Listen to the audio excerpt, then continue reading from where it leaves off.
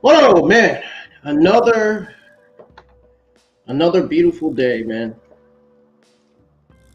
Another nice day outside. The tree seems to be growing red, purple, or not red, purple, but red, orange, and yellow. It's fall season now. You know what that means? Time for me to change my channel art and my YouTube profile picture with my YouTube logo on it. That's going to be changing starting this week. You're going to see a whole new channel art. You're going to see a whole new YouTube logo. It's still going to be IWN, but it's going to have probably a different color to it. I don't know. But you're definitely going to see a different channel art with different characters on it.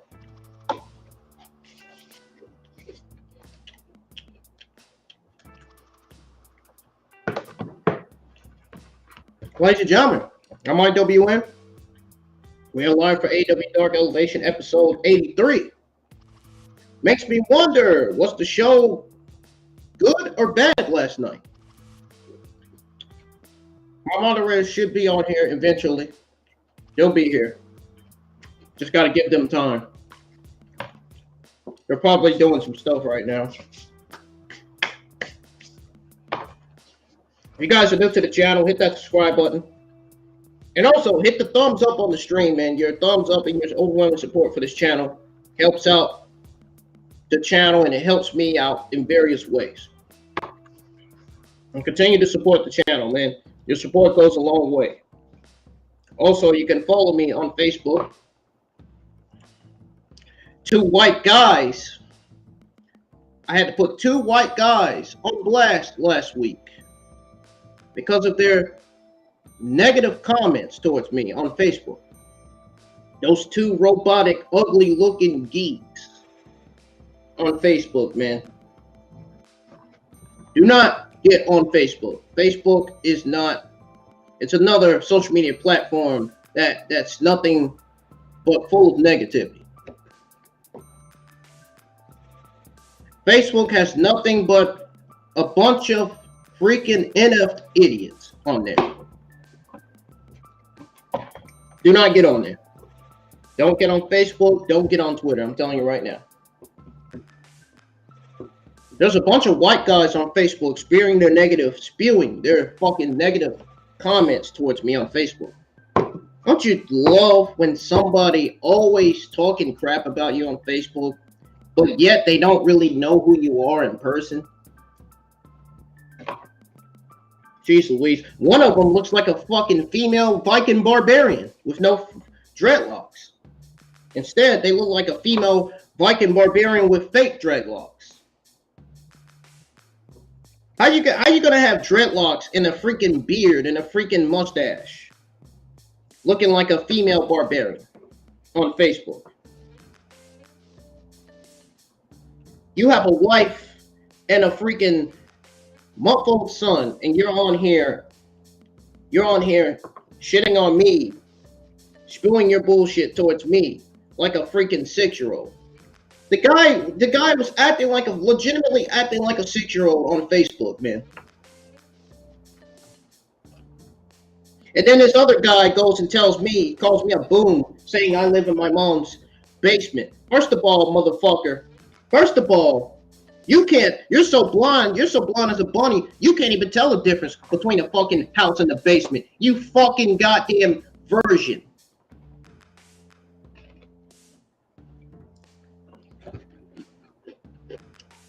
All that weed you're smoking, man, you seem to be fucking blind. Guy was on narcotics or something, man. I don't know what the heck he was on that day. Guy doesn't even know me, and he has the nerve to fucking spew his negativity towards me, man. I hate people like that. I really do. I really do.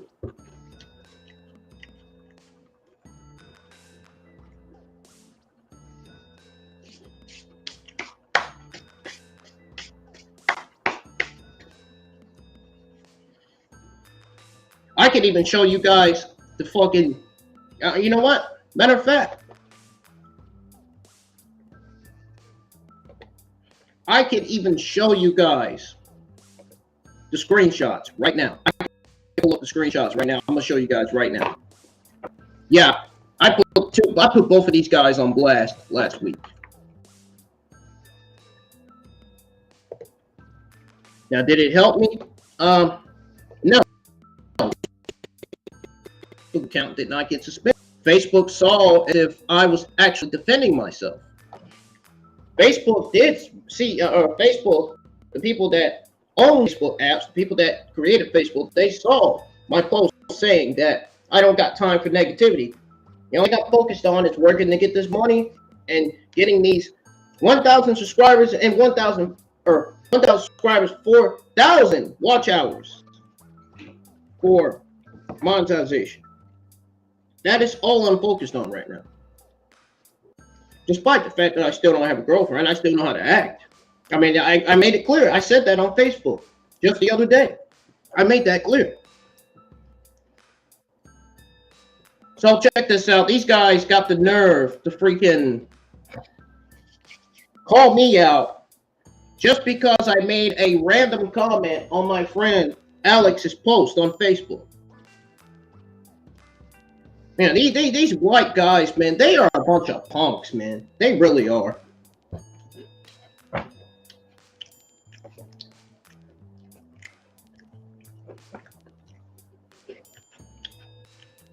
They got no life and they don't care about no one else but themselves. Legitimately, they really don't.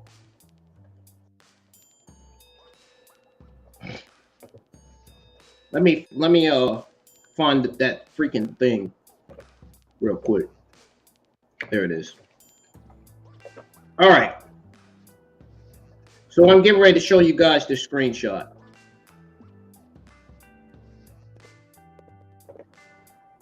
Okay. This was the guy. It's pulling up. Give it time.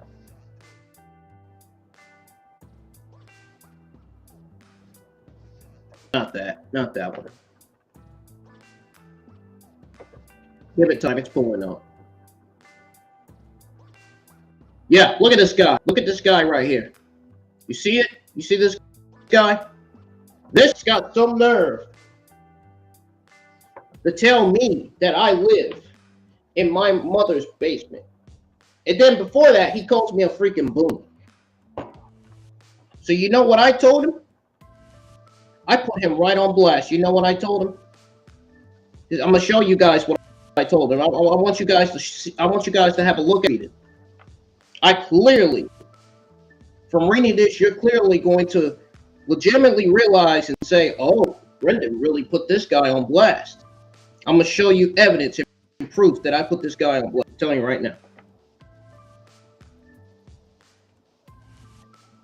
And Facebook didn't even suspend me. Didn't even suspend my account for that. They knew I was mad about it. They saw it because I reported him. I reported him and that other guy for harassment and for bullying and for hate speech. So Facebook saw it. They instantly knew I was getting bullied. I was getting taken advantage of. But see, I took advantage of this issue by putting both of them on blast.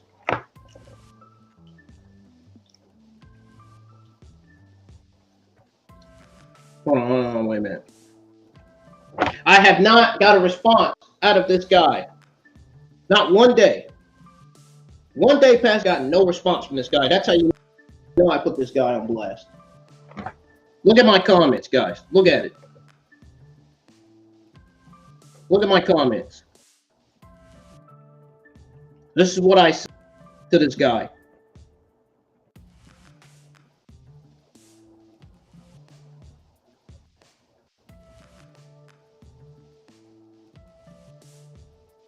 I made it clear. Clearly, I put this guy on blast, man. Look at it. Look at what I said on Facebook, guys. Look. Look at what I said on Facebook.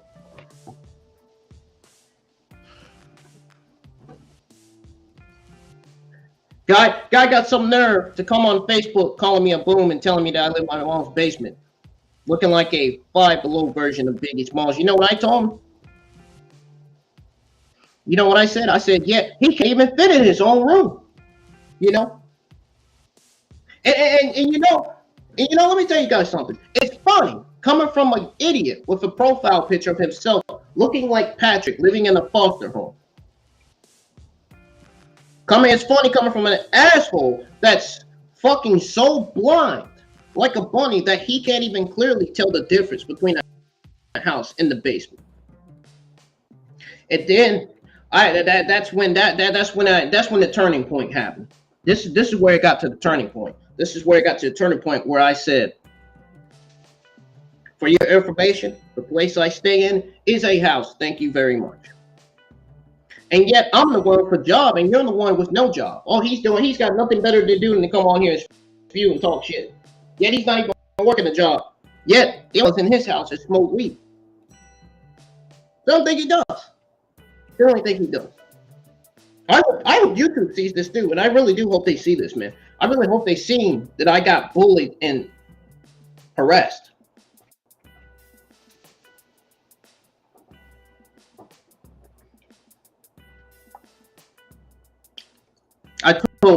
I told him to grow a set of balls, know your own fuck up, and you can kindly get the fuck out. You 200-pound, fat, slobbing clown. Looking like Uncle Bob getting robbed with no ops. That's what I told him. And I told him, I said, you'll never be like Powerhouse Hollow that way, you lame faming. Hey, N-I-G-G-A. Your big head. Looks like the size of a pot. I'm already like a bot, throwing the rest of you like a rock in my field, stepping on you a lot, setting you on fire, leaving you for dead, gone, TikTok. Time to bring your game up, because it's a shame that you can't even spell or bring your own name up. Now, I'm a sting ring your ASS up like the slash mad ASS jealous human being that he is. The jealous human being that when the bell rings, it's going to be like ding, ding, ding. Then I told him, I said, he'll sit home crying to his mom and dad like a sad lad. Go to bed. You Jeffrey Dahmer, big fake, white, hairy, potato head looking ass bitch. Exactly what I told him. And I got no response. No response. Because you know what? He's a scared. That's what he is. You know what I was going to say coming from that. That's why I try not to cuss on here, man.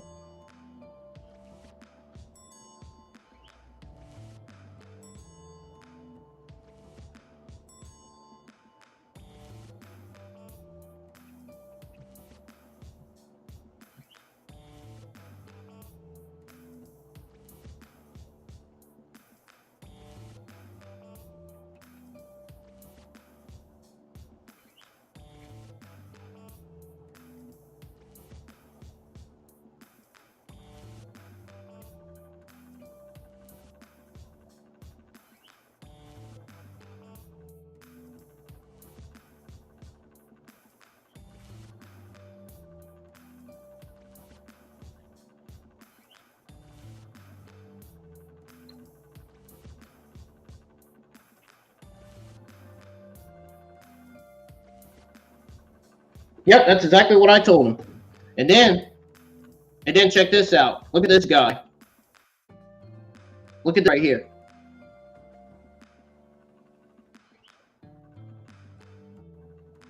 I put another guy on blast. The guy named Brett Russo. I'm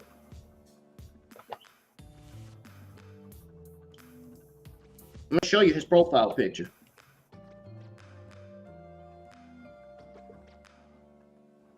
I'm going to show you his picture. Wait for it. Because I want to hurry up so I can, I want to speed things up. So go ahead and watch Elevation so I can give you guys your WWE and AEW Tuesday news that you guys need to know. Look at this guy. Looks like a female Viking barbarian with fake dreadlocks, dude. With no food, no drink, living in a fucking shelter. Like a complete fucking geek, man. Look at him. Look at him, man. And then one of the guys, this guy, and then the guy named Chris told me, don't worry about him. I'm not. I put this guy on blast already, so I don't need to talk to him anymore. I put both him and that fucking Escobar version on blast. I don't even need to argue with them anymore. I said what I need to say. It's done. Guy got triggered because I put him on blast, man. This is what I said to the guy. I'm going to read it to you guys. YouTube, I'm going to try the best I can to blot these cuss words out to avoid my YouTube channel getting permanently suspended and deleted. So this is what I said, guys. This is what I said. I said, look at this fucking loser. It's a shame. He doesn't realize that I'm autistic. See, this is why I don't get on Facebook. This is legitimately why I don't get on Facebook that much, guys. This is why I only share my YouTube content. I asked him nicely to drop our beef. That's what I did. And he was still talking crap anyway. Blocked me because he's nothing more than a scared little P-U-S-S-Y. This is exactly what I meant and what I mean by white guys with fake dreadlocks, acting like a bunch of 6-year-old versions on Facebook, talking crap. Clearly, this guy has an IQ of a uffing pencil written all over him, man. And it's not my fault that this Mr. Brat looking version got his trashy ass last name, lame foster parents. Hey, it's not my fault he got his last name from his trashy ass foster parents. You know what? It's also not my fault that he replied to my comment on my friend Alexis' post in such a negative way. Trust me, I know fake dreadlocks when I see fake dreadlocks. It ain't the same when you're going out here in public looking like a half-witted, mental, dumb, blithering idiot. Going out here looking like a fucking worthless, ugly homeless woman with fake dreadlocks like yours. Then I told him to wake the F up, or I'm gonna make you get up. You upping 100-pound, skinny skeleton looking ASS punk. Looking like AEW's Jungle Boy.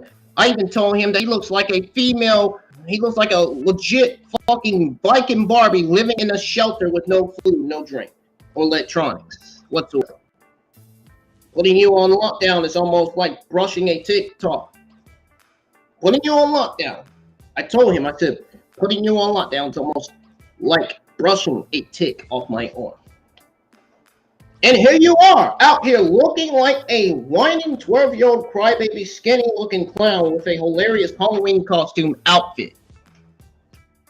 And no mask to go. You skinny, robotic-looking ASA.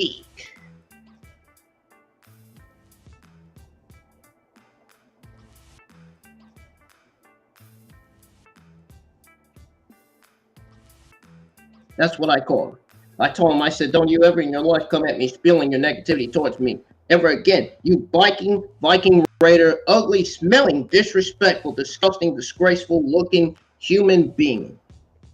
And then I went on to say, you mad or not? Exactly what I said. I put that guy straight on blast, dude. Roasted that guy. Roasted both this guy and the other guy that I showed y'all just not too long ago.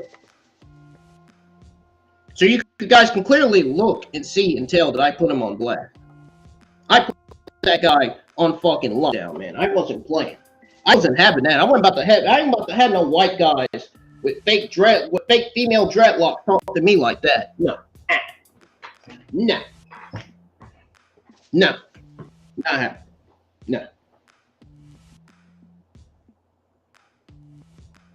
Anyways, guys, we're gonna go ahead and I'm going to go ahead and play AEW Elevation episode 83 on the screen.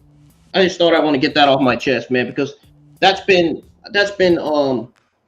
bothering me and it's been pissing me off for days now, man. So I'm over it. I just hope no other white guy comes at me on Facebook, because if they do, I'm going to put them on blast too, just like I did with the other two. Now, Here we go with AEW Dark Elevation, episode 83, folks. And I know exactly what this show is kicking off with, and I will tell you once it gets pulled up on the screen. This is gonna be a packed weekend. I got lots of content being streamed here on the IWN YouTube channel. Dark will be live tomorrow afternoon. I'll be off of work tomorrow afternoon. Thank God. Thank God I'll be off. Oh, I do not want to go back to work tomorrow. I really need to take a vacation from this job, man, because of all the events and all the stuff that's been happening at the job, man. I don't want to be a part of that. Welcome everyone to AEW Dark Elevation. Ebert Kabani, Paul Knight in the house in the city of brotherly love. The following contest is everyone fall with a 2-1. I can't tag Sky Blue for some reason. I don't know why. She doesn't have me blocked on Instagram. I mean, Sky Blue. You know, when I look at Sky Blue walk to the ring with that tongue hanging out, she doesn't it reminds me of another Chicago All-Star, Michael Jordan. She doesn't have me blocked. But you know what? Sky Blue has really been doing big things here on AEW Dark Elevation. Yeah, she has. She has. I mean, no doubt about it. So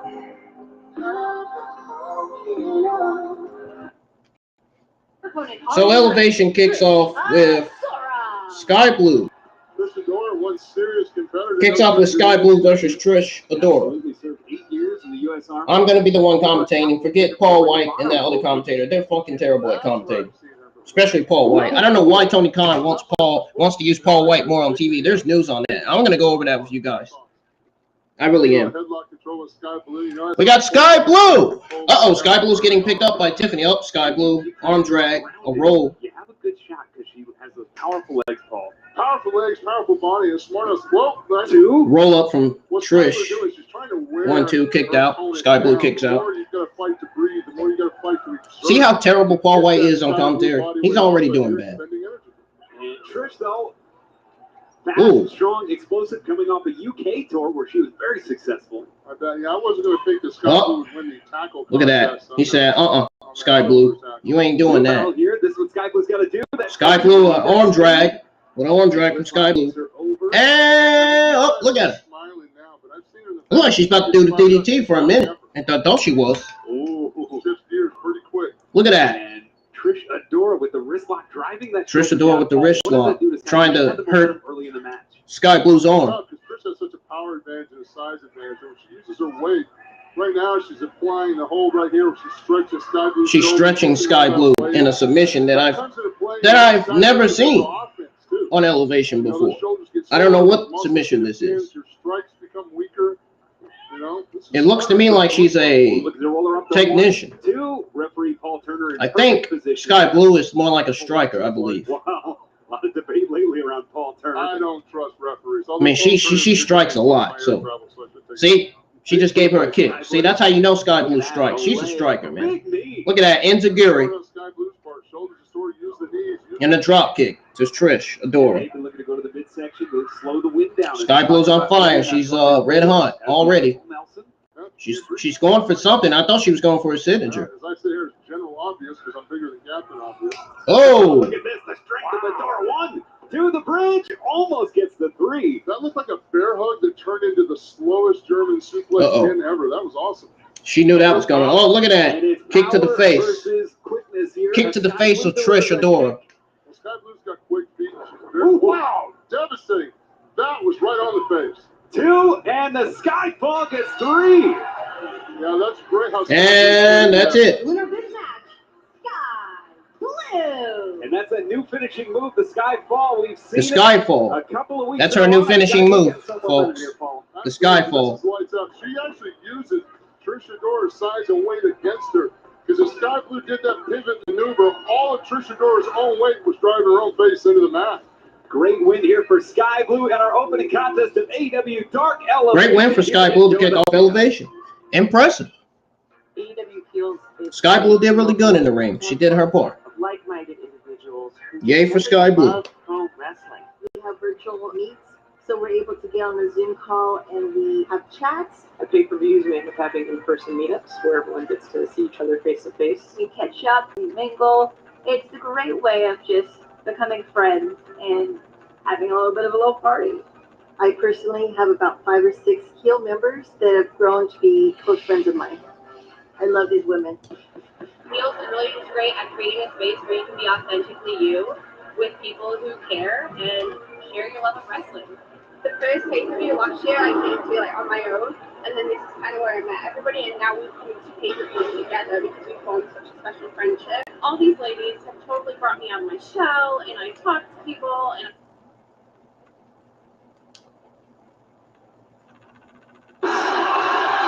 We got Brian Cage coming out. Following contest, except for one call, with a 20-minute time limit. Introducing first, accompanied by Prince Nana from Chico, California, weighing 200. We have not seen Brian Cage on TV I'd say the last 2-3 months. Now he's back on Elevation. This guy's got the experience. Somebody that's not getting enough TV time. He's got so much strength and so much athleticism. Somebody that should be getting more TV time. I don't understand why he's not getting TV time. I don't get it. This is what Andrade El Idolo was talking about, man. People are not getting TV time. People like him not getting enough TV time, man. No, not at all. Not at all. I don't understand why. He's the ultimate go-to. Well, I can understand why. Tony Khan has a bloated roster. He has too many talents. He has too many female and male talents on that roster. He needs to get rid of some of those people on that roster if he's not using them. He needs to release them. Now he's saying that nobody is leaving AEW. Nobody's getting their release. Nobody. Everybody that's asked for the release is not getting it. And I don't think that's right. For Tony Khan to say nobody's not getting their release from AEW. Like Tracy Williams, I definitely try to use my size. I wouldn't give him a lot of room to strike me, and I try to ground him right away. Like me, right off the bat, first thing I did was pick him up, try to body slam him. Oh, look at that pump handle up and over. Brian Cage was going for the pump handle, but it was reversed. Ducks the clothesline. Williams side headlock takeover. Side headlock from Williams. Great exchange. Wow. Sometimes we forget Brian Cage can. Well, Brian Cage can wrestle. That's a big difference between Brian Cage and myself. I'm a giant. I'm a monster. I'm not much of a technical wrestler by any means. Brian can actually wrestle and actually go. So I can see where he likes to mix it up a little bit, have a little fun. Doesn't work out at the beginning. He's always got that power to rely on. It's nice to be multifaceted like that. Well, big boot. Brian Cage shoulder tackle. We see Prince Nana. Shoulder tackle from Brian Cage. On the outside. Prince Nana, the leader of the embassy, which we saw return at Death Before Dishonor back in July. There's a hip toss. No. Counter back elbow. And speaking of dates, Paul, there's a big one coming up on Wednesday. The return, the big anniversary of where Dynamite began. Washington. On screen, we have Brian Cage. I'm going to be there. I'll be there too. On screen, we have Brian Cage versus Tracy Williams. Brian Cage's was. What you fail to understand is how flexible this guy is. This is a guy that spends a lot of time stretching, lifting. Brian Cage is doing a suplex. Oh, from the second rope. Wow. That's just lower back deadlift strength right there. This guy's probably got a 650, 700-pound deadlift all day long. It was amazing, as you said the word lifting. He just, with almost, what appeared to be very little effort, 200 pounds up in the air. I mean, just like, that's no big deal. It's like me picking up a soft drink. Ooh. Those vicious forearms right across the chin. Especially those big, meaty forearms of Brian Cage. If you ever shook hands with Brian Cage, it's like shaking hands with a brick. You see how terrible Paul White sounds on the commentary? He don't even know what he's saying. Themselves millions and left thousands of farmers behind. And even though they are millionaires, the company owed up to $1 million in taxes. Ted Bud puts himself first. We'll pay the price. Tell me, get you something. We've already lost so much of the island to that crow. And Cage has Williams. I don't know why people are still playing Fortnite. That game is for kids. Curling him. Ooh. Brian just makes it look effortless. I mean, right now, Brian is, lack of a better term, he's playing in his booth. He's enjoying himself. And he's got time in the business. He's earned it. He likes it. So there you go. Charging in Williams, who's recently returned from a big-time injury. And it's Cage, though. Back elbow.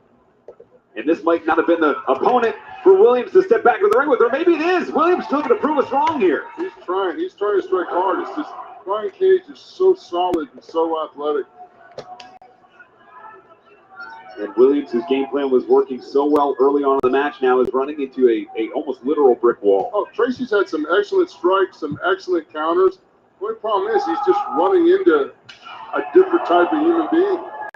And dropping down, again, lowering those hips, preventing that suplex. That's the experience. Wow! Good for Tracy Williams. Wow, what a DDT. Blocked that hip and up he went. I'm sure Brian Cage was surprised about that on the way over. It looked like his eyes were big. What a DDT from Tracy Williams. For those who don't know, Model T was the first car. Williams charging in. Oh! Neckfence chop delivers. Williams back in the driver's seat here. What a return this would be for Tracy Williams. This would be a huge victory, especially coming off an injury like that. This would really jack your confidence up. Wow, back elbow. Nice, solid back elbow. Ooh. There's that athletic ability of Brian Cage. Insecurity in the corner by Brian Cage. How do you need a game plan for a man like Cage? You got to study him, and you got to cut him off quick. For Brian Cage, you need to cut his wind off. You need to get him in some kind of rear choke somewhere where you can make those muscles starve for oxygen. Williams delivers a DDT up on the top turnbuckle. That's very innovative. Two. Stacks up, holds onto the ankle. Step over, STF. CrossFit STF from Tracy Williams. Tracy Williams is showing it, man. A lot of trouble. All that strength and power right now is working against Brian Cage. Those muscles are starving for air right now. Look how purple Brian Cage's head's getting. Look at the power. Is he powering up out of that? Wow. Ooh, Williams now on the shoulders of Cage. Oh! Planting Williams down. And Nana. Prince Nana wiping his hands. Looks like a cutter. As he wants to flatline the heartbeat there, Williams. Oh, thank God. I thought he was signing DMD for a second. And Cage. Drill claw. Drill claw from Brian Cage. That's it. 1, 2, 3. Got it. The winner of this match, Brian Cage. This is a good example, Ian. When you look at an athlete like Brian Cage, yes, it's okay to be that big and strong and powerful, but the one advantage that Brian Cage has over a lot of athletes like that, he has tremendous cardio conditioning. And that cardio conditioning is what made the difference here at the end. We got a huge busy weekend coming up, man. A huge important weekend. I'm going to be doing the thumbnail and background for the Friday Night SmackDown, Rampage, and AEW Battle of the Belts. Watch along. AEW is my house. Wednesday on TBS. Celebrate the 3-year anniversary with an extended Dynamite. Featuring Darby Allin versus Jay Lethal. He had to put you on timeout, didn't he? MJF returns to the ring to face Wheeler Yuta. You want to know what I think would be real entertaining? And Daniel Garcia joins Bryan Danielson to take on teammates Sammy Guevara and Chris Jericho. I'm going to have to take you out. AEW Wednesday Night Dynamite, live at 8 on TBS. Coming up next, it's David versus Goliath as Lance Archer takes up Cheeseburger. A guy named Cheeseburger, really? Who is that? Uh-oh. Yeah, uh-oh's righto. Oh, do you like monsters? I love this monster. The following contest, a separate one falls with a total. That's Archer's back on TV. Introducing first, from Hearn, Texas, weighing 273 pounds, the Murder Hawk Monster, Lance Archer. That is one big, impressive Texan right there. Athletic, powerful, and mean as a Texas rattlesnake. Ooh, he's going right face to face with his opponent. That's just pure intimidation. Lance Archer doesn't care if the crowd loves Cheeseburger. Yeah, this is a squash match. And his opponent already in the ring, Cheeseburger. The crowd exploding for Burger. Burger, former Ring of Honor stalwart, competed in the Tokyo Dome on 2 occasions. Madison Square Garden, this man's one of the most popular competitors, Paul, in the history of Ring of Honor, but a little outsized here. Well, I don't think he's popular with whoever's doing the booking here at AEW. They're just, he's in the ring with a murder hawk. I mean, look at that guy's face. There's no sympathy in Lance Archer. Lance Archer doesn't care. Whoa! When you get a Cheeseburger, you're going to see a big heart in a small package here. Oh, absolutely. That's Cheeseburger in a nutshell. There's the power of Lance Archer. He just walked up to the second rope with Cheeseburger on his back. I mean, don't get me wrong. Throughout my career, I've used size to my advantage, but come on. Look at the stick and move, Cheeseburger. Ooh. Well, he was moving. He wasn't doing any sticking. That stick. This is a squash. See, this is the squash matches that I'm talking about, man.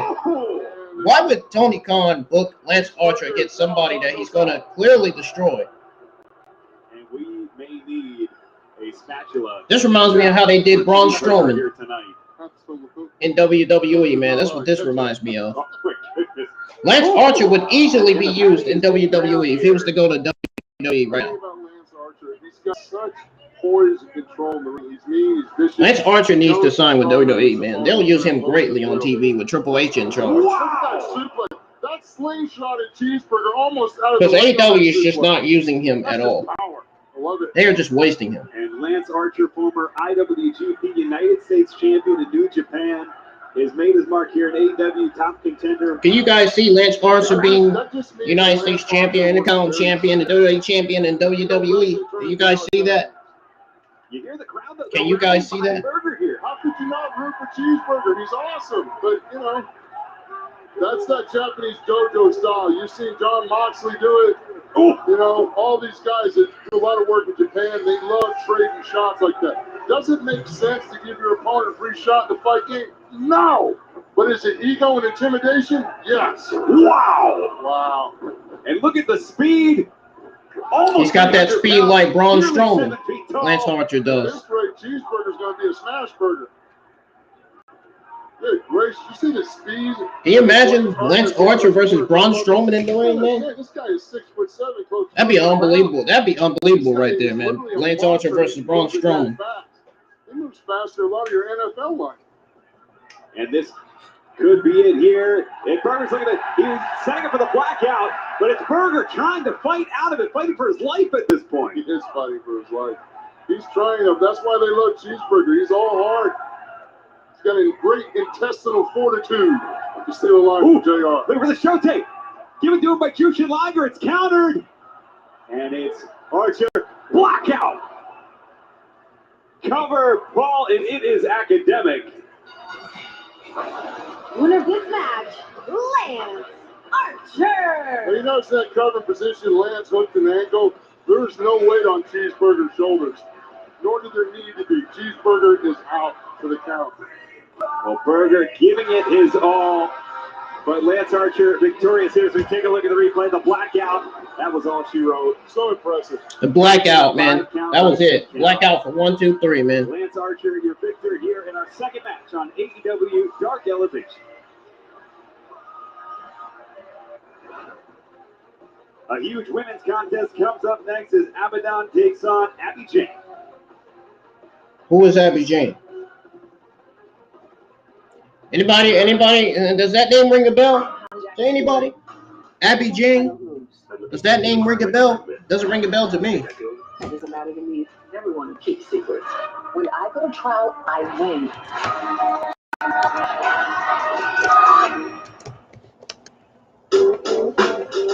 You guys waiting on me to give you the WWE AEW Tuesday news, aren't you? Aren't you? Waiting on me to give you the WWE AEW Tuesday afternoon news. You're waiting on that.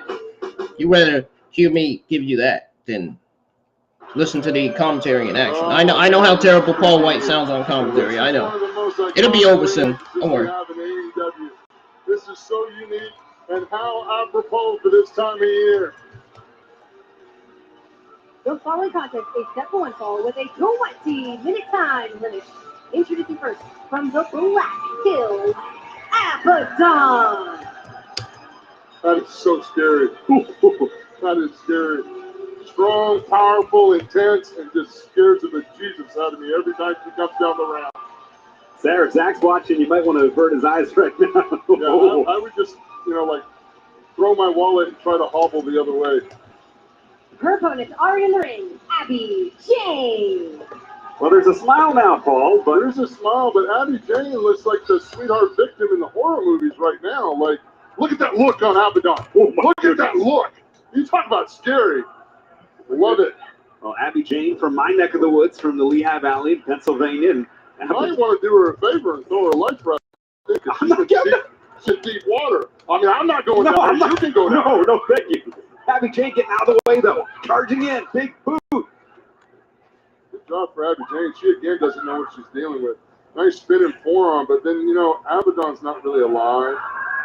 That is so intimidating. Look at that back mule kick by Abaddon. That flexibility.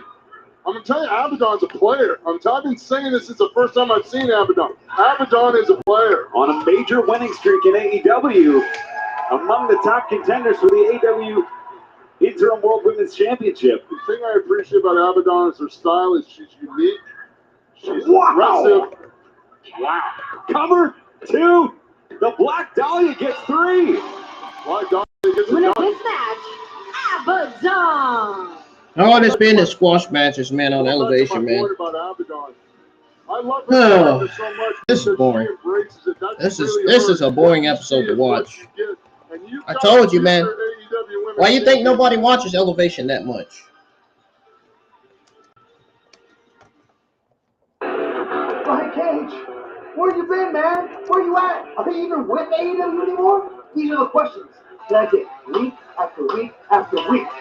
And what I've been is beating ass in ROH and all over the world for that matter, creating an undefeated streak, waiting for the perfect opportunity to return to AEW. And it just so happens, this Wednesday is the 3-year anniversary of AEW Dynamite.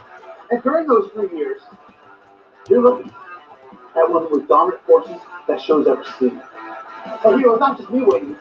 The fans have been waiting for the return of the Sheik. Because you know the answer to the question, who better than Brian Cage? Is nobody.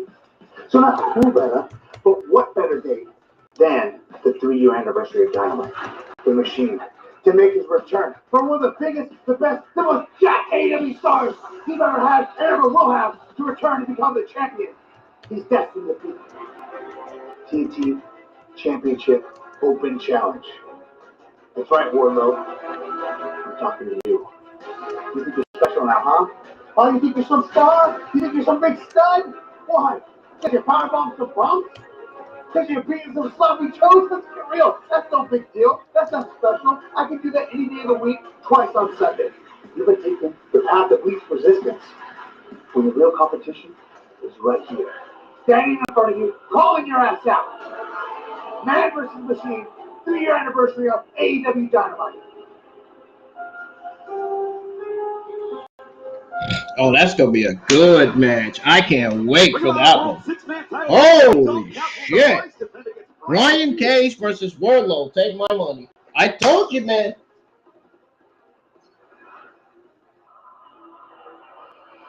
We need to start seeing matches like this. We need to start seeing Wardlow. We need to start seeing Wardlow every Wednesday nights. Coming here to AEW. Primal Fear, wow. Primal Fear making their AEW tag team debut. Who are these guys? Anybody? Primal Fear? Does Primal Fear ring a name to anyone? Does it ring a bell to anybody? I don't know who these guys are. I don't know what they can do in the ring. I guess we'll find out. I'm not real familiar with Primal Fear. This is my first time watching them compete.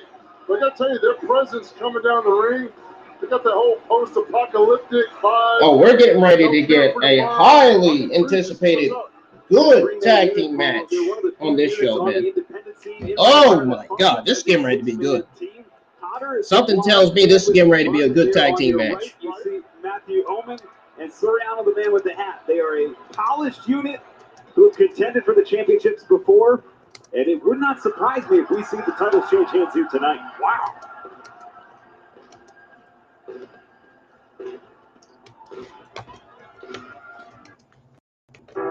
Sherry was raised in a home rooted in faith and hard work. Values we pass on to our sons. Guys, what you're about to watch is one of the best tag teams that we have, one of the best tag team matches that we haven't got in a long time on Elevation. That's what you're about to watch.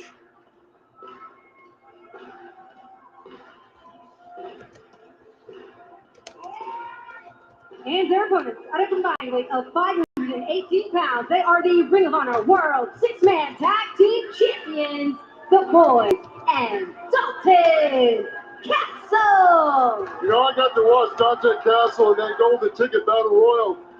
And I love how he used the boys. They had a real interesting situation where they kept his feet from hitting the floor by carrying him like a little princess around the corner. Really creative thinking. I enjoyed it. Well, that's what Dalton Castle is a mastermind of. Former Ring of Honor World Champion. Oh, okay. 2 times over 6-man champions with the boys. Now, he's kind of like the brains of the operations, as you'll see. Yeah, Jericho made a statement. He's got a kind of that genius vibe to him a little bit. Certainly does. And it's going to be interesting because you almost have to cut the head off the snake when you face Dalton Castle and the boys. Whereas Primal Fear, I feel like they have a shot tonight because they function as a unit. I get it. So there's no really head. They function like a hydra. Exactly. See there? Exactly. I need to get me a cake like that. I like that cake.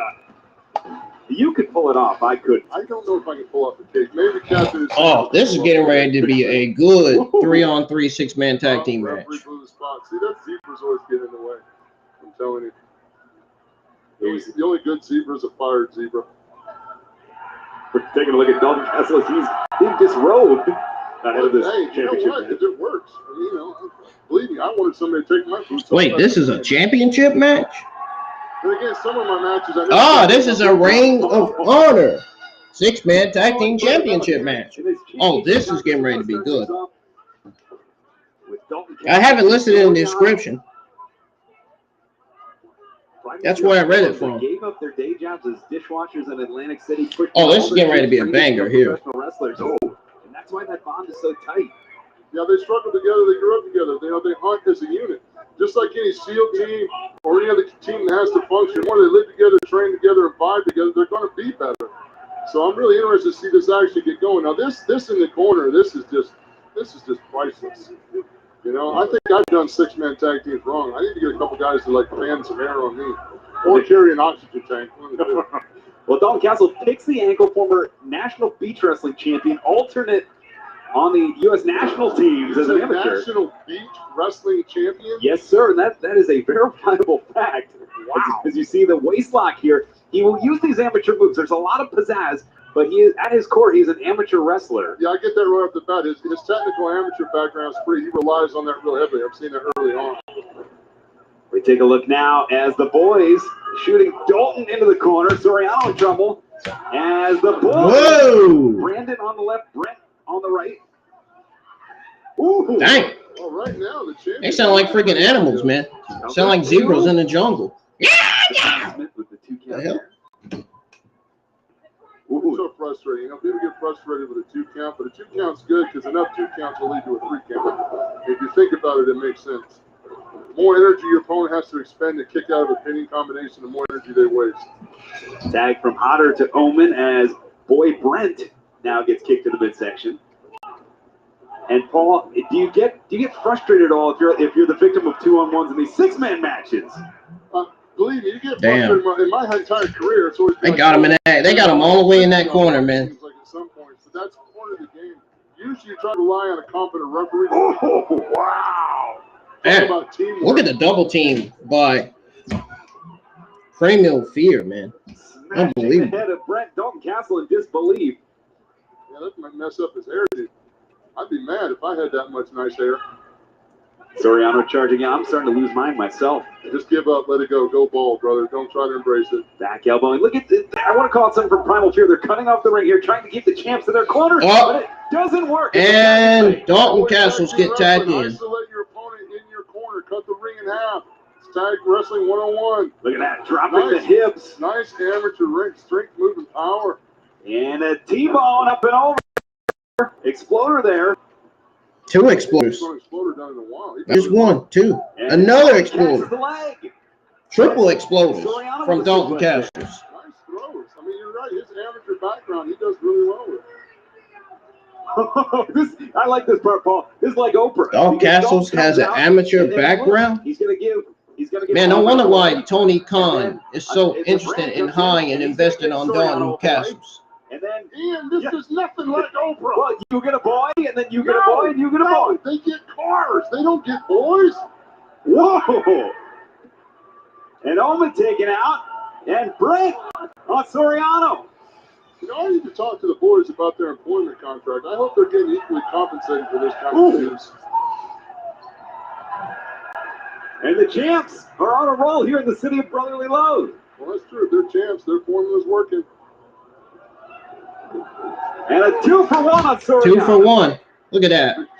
That's pretty smart or pretty stupid, one of the two. But as long as your teammates are holding up and it works. Oh, it's Soriano caught. Dalton Castle, bang-o-rang. The bang-o-rang. Clamps him down. That's his finisher. Should be it. 2, and the champs retain. The champs retain over Primal Fear. And still, the Ring of Honor World 6-Man Tag Team Champion. I ain't gonna lie, this was a pretty fun 6-man tag team match for the Ring of Honor Tag Team Champions, man. I gotta tell you, Ian, I'm a fan of Dalton Castle and the boys. I like it. It's unique and it works. That was a good match for the Ring of Honor 6-man Tag Team Champions. This is the Bangarang Dalton Castle's finishing move. Championships or whatever. Whatever they're called. 6-man titles they won at Death Before Dishonor. Is anybody able to comment in the live chat or no?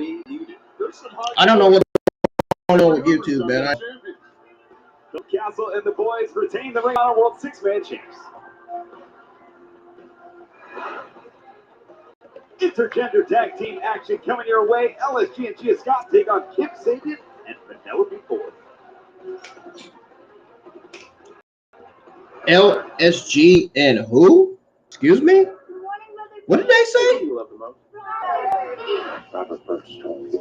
Yeah, I gotta be at work before 5:30. I know.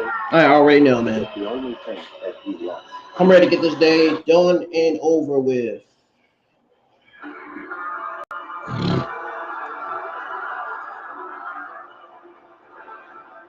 Philadelphia coming alive. Remain's been looking inward as of late. Who's been looking at a box as of late? The following contest is a mixed tag team match. Everyone fall with a 20-minute time limit. Introducing first the team of Kip Sabian and Penelope Ford. You know, when I look at that couple, I think of, you know what? That's a power couple. They're both extremely good looking. They're both tremendous competitors. But I gotta ask yourself, why in the hell would Kip Sabian ever put a box on me? If I look like that, you've never seen me even wear a hat. Preach. Preach.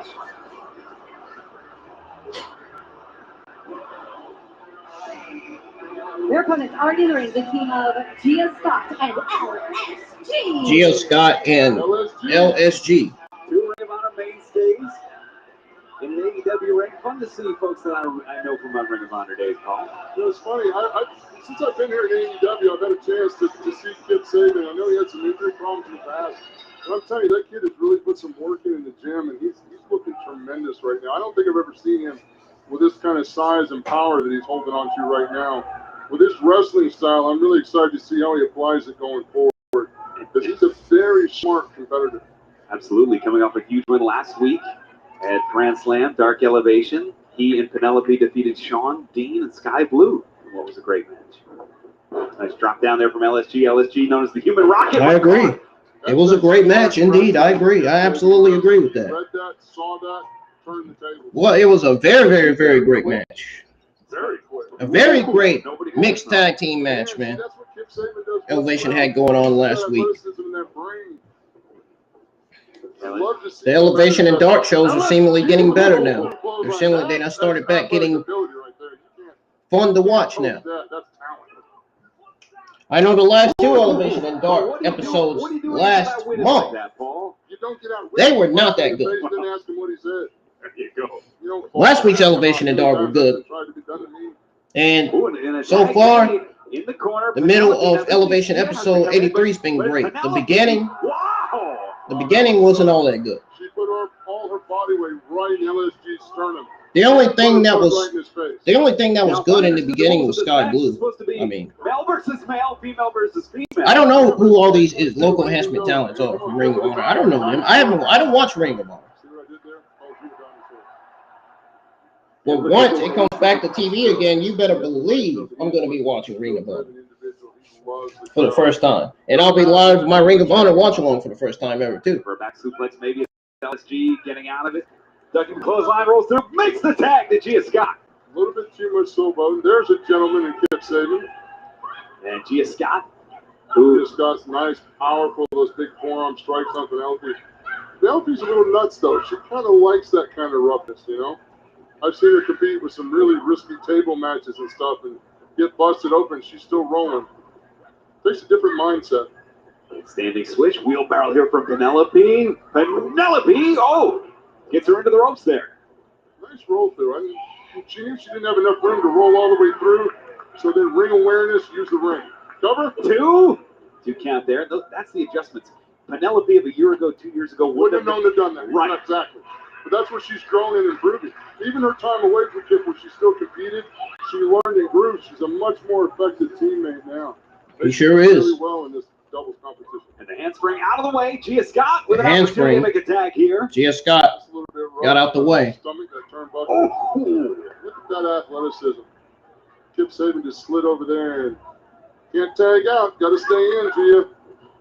Back elbow, Gia caught in the wrong. Ooh, that's a matrix move.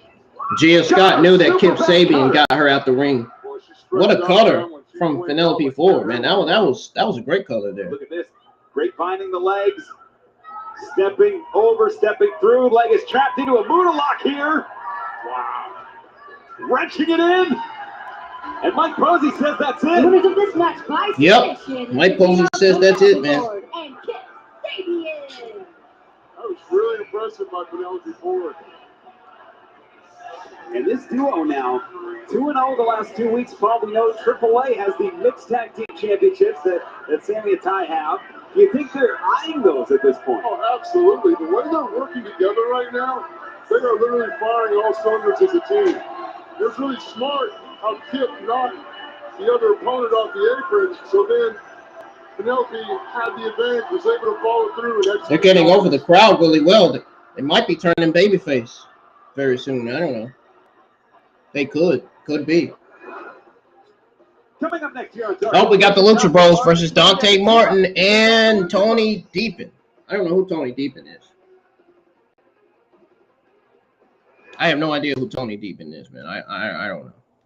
Don't ask me. It's getting to be, so far, it's getting to be a decent episode of Elevation. Uh-oh, we got Dante Martin coming out. Go. Team action on the way here on Dark Elevation. Look at adoption.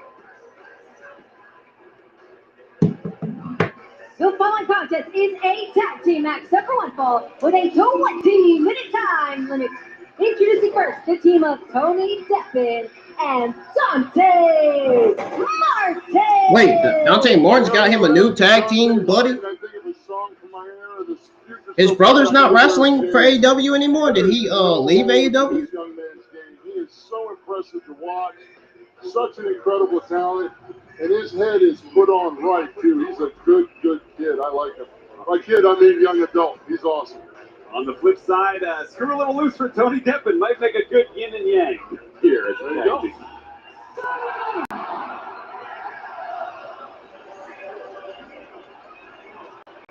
And their opponents, accompanied to the ring by Alex Abrahantes. They are 2/3 of the AEW World Trios Champions, Penta Exero. The Lucha Brothers. Look at the fans in the crowd, man. They are over the crowd. They are getting over the crowd really well, man. The last few weeks, they have. They really have been getting over the crowd the last few weeks. It's so beautiful when she does it. When I say it, I sound like a brown redneck alligator.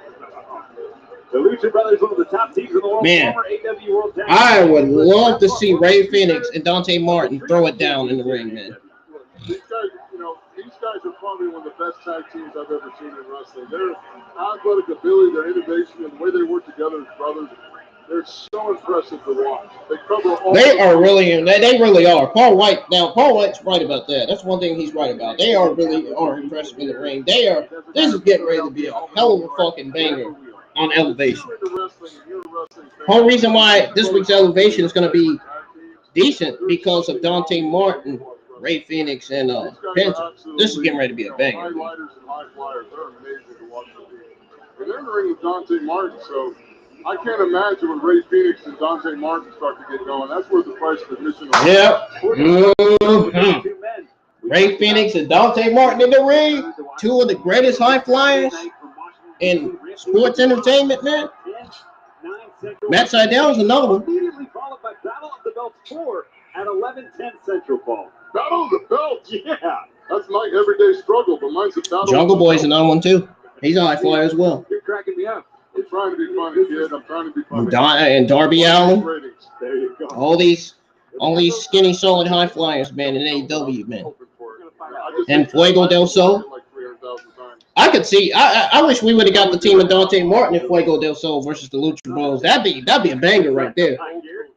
I think it would have been better if they had Fuego del Sol teaming up with Martin against Lucha Bros. I bet Fuego del Sol really wanted to team up with Dante Martin against the Lucha Bros, man. The hip toss from Martin Smart looking for the backslide here. Aubrey, 2.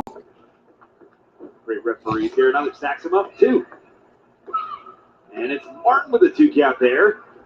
They're looking for the pin early here. Yeah, these two are definitely going to make Aubrey earn her money tonight. Look at that. Whoa! I don't even know what that was. That was so amazing. Do they have a cheat code to go that fast? I got and it doesn't work for me. And tag made. Phoenix to Look at that. And now we're seeing Tony Deppen for the first time. Tony Deppen's from Shamokin, Pennsylvania, Paul. Shamokin, Pennsylvania? That's a real place. That's a real place. Awesome. You got to be cut from a different cloth. He looks tougher than a bag of hammers. Yeah. And you got to have a screw loose to get in there. Pence's all loco in the cabeza. He's crazy. But that's not going to phase Tony. He might not win every match or win every fight, but he's never going to back down from anything. No. Here it comes. Here's the presentation. This is almost like the guy that puts a salt on his elbow before his elbow sweat ends up on his steak. And he saw it coming. There's a sign of disrespect. That's a way to make a mark. And Deppen up and over. Recently has returned from Europe. On tour there, of course. Dante Martin was like, all over the world also. What are you doing? Wow, that sidekick was right in there. If you don't get it now, you're definitely going to get it later. And Deppen using Penta's body weight against him. That's just smart wrestling. You need to get a leverage advantage, take care of it. Notice how he grounded Penta first to make that drop kick to the face more successful. It's pretty smart. Tony's impressing me so far. Oh, and Ray Phoenix. Yeah, they're brothers. They think alike. Wow. And the Lucha Bros isolating Dante Martin. Wow. Poor Dante Martin. Double super kick from the Lucha Bros. And if they're going to do that to the illegal man, what are they going to do to the legal man, Tony Deppen? Oh, goodness. I don't think they care. They're just looking for bodies. And Deppen with the open hands. Big knife chops, open hand chops. It's a good assault. You got to make it count. Ooh, first kick to the midsection. Whoa. Look at the speed of Penta and Ray Phoenix. Another double team move. Oh, goodness. Oh, my goodness. Well. Cover 2. Nope, Dante Martin breaks the pin. Yeah, or like, I'm just going to be quiet before I get in trouble and get fined. Yeah, that one you're going to feel a couple of days later. Hey, that's my thing, the shush and the chop. I need to talk to them about copyright infringements. That's mine. I shush and chop. Look at that. Well, I like the Lucha Brothers. It's cool. Wow. Wow, man. And another, that is crazy, man. What in the world? Or he doesn't give a crap and doesn't care. He really doesn't. Look at that. Oh. Look at high knee. What a high knee by Tony. Wow. Drop kick by Tony, man. This match is going. He's got to tag Dante Martin in, man. He's got to. Up. Dante Martin comes in and he's on the top rope. Up. Crossbody. Down and under. Dante to the outside. Luring Penta in. And it's Martin. Look at that. There's Martin. There's Martin with the kick. Martin with the kick, man. Oh, look at that. That looked like a spear for a minute. Whoa. Wow! Springboard side headlock takeover. Springboard side headlock from Dante Martin, man. Wow, what in the world? Man, come on! Well, you twisted an old They had to ruin it by putting the ad on screen. Tope suicide from Tony. High-risk maneuvers, high-risk. Uh-oh. Good power by Dante Martin. Shooting the half. Hooks the leg. 2. Whoa. Oh, Ray Phoenix kicked out. Dante Martin is shocked. He is really shocked that Ray Phoenix kicked out of that. We don't normally see Deppen and Martin team, and they're doing quite well so far. Uh-oh. Whoa! Wow, that would have blown my knee out. The involuntary yeah. there. Dante Martin and Tony are about to lose. This is it. Work for you. Why not? Lucha Brothers probably have master's degree in physics, if not doctorates. Oh my goodness! That was a drive-by clubbing. Penta catches Devin's leg. Thrust kick. Oh, we've seen this before. I just love how well the Lucha Brothers work together. They've been together so long. Yeah, me too. They don't need to play what the? Oh, planting him down. Cover. 2. Got him. Just like that. Of the AEW World Trios Champions. Just like that, the Lucha Bros win. The fear factor, the double stomp, a great combination. You saw a lot of great things tonight. I wish they would have had Dante Martin teaming with his brother, man. I mean, that would have been better than having him team with Tony. You can't quantify that amount of time you spend together. You know, they're thinking faster. We wanted to see Top Flight versus Lucha Bros, man. You know what I'm saying? I think that's what you guys wanted to see on Elevation last night. I'm pretty sure. I would have loved seeing that. That would be a lot better. We got the main event. Got the Factory versus Best Friends, Rocky and Danhausen.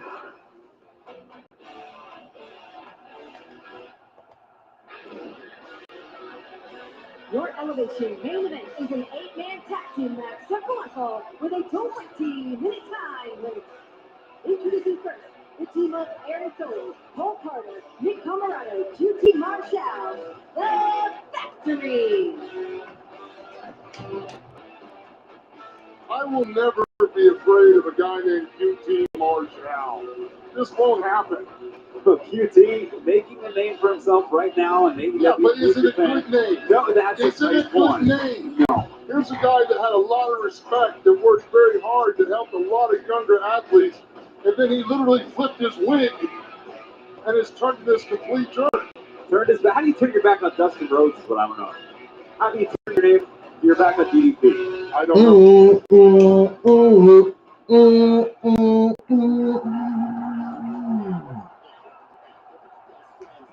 And their opponents, the team of Best Friends. I wonder where Orange Cassidy is. Is he gonna come out? No, he's not.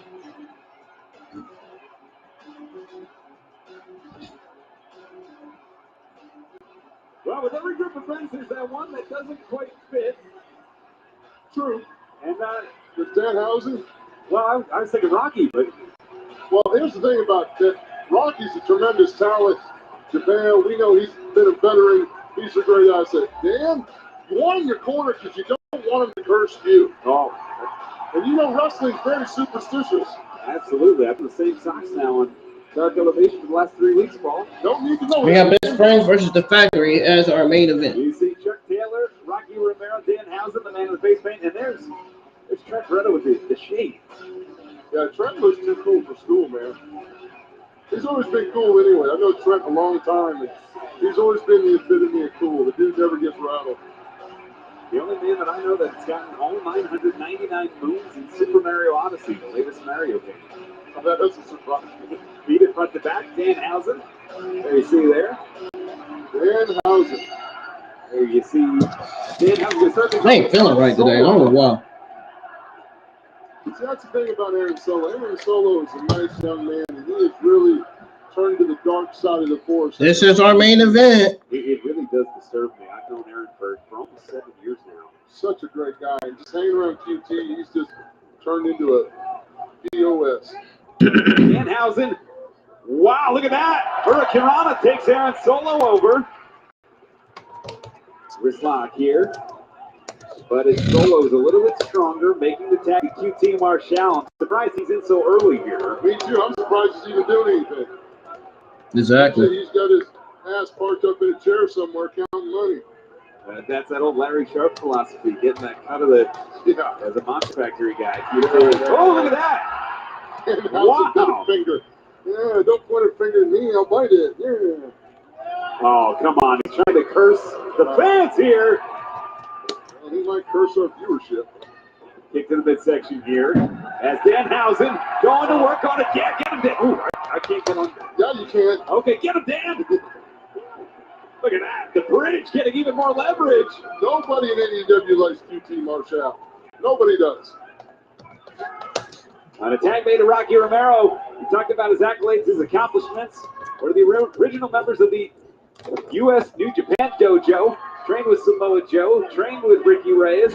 And he's been an international star for the greater part of 20 years. Came into wrestling at 14 years old, Paul. Who's that? Rocky Romero. Oh, yeah, he's part of Roppongi Vice. Absolutely. Yeah. Great pin here. Yeah, he trained with Samoa Joe, man. And you mean to tell me he didn't know that? As Rocky into the ropes. Ooh, back elbow. That was smart on Rocky's part. Ooh. He shouldn't have hung around that corner, though. You got a monster like Nick Camarado in the corner. Nick shaved that big beard off. I think he was getting animal control complaints for a while. So he's less like a Yeti. Animal control complaints. Mad monster. What a lame thing to say about Nick Camarado's beard. Paul White. Here's looking young, athletic. Get him, Terry, please. Get him off. Get him out. Get him out. That is a nice young man like him. He is awful on commentary. Get him the fuck out. Or a nice South Jersey boy like. I mean, how many boxers wound up with a manager like Don King? I mean, come on, you gotta at some point you take the risk and say maybe I won't get corrupted, but I'll get the opportunity. You know, but you sleep with enough dogs, you get fleas. That's why Nick shaved his beard. Oh, I need to be out of the building before he finds it. A devastating shot by QT, just despicable. Behind the referee's back, Aaron Solo in now with Camarado. Yeah, poor Paul Turner. Oh, Get lost in a one-door outhouse. Rocky in trouble here. And the He's in trouble. He needs to make a tag, but Aaron Solo is smart enough to cut that ring off. Keep Rocky in trouble. Bro.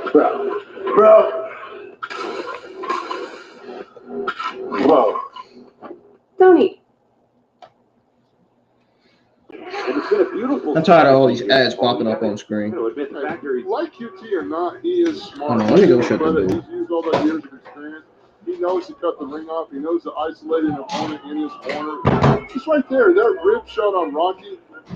It's kind of a dirty move, but what does it do? It keeps Rocky from getting a breath. Makes it harder to recover. Ooh. Well executed standing suplex by QT Marshall. Oh. And just showboat, miss an elbow. Comes back to bite him. Tries to get an edge in the mental game, and now it's Rocky looking to make a tag with QT. QT's smart enough to try to cut that tag opportunity off. He's paying for it with his chin. Right away drives Rocky back in his corner. That's smart tag team. Absolutely. They've had Rocky trapped for the better part of 2-3 minutes now. Yeah, Rocky's needs to get a tag out of there. He's in deep trouble. Right now, they're tagging in and out, putting a fresh guy in every time. These big whips into the turnbuckles, they're wearing Rocky down.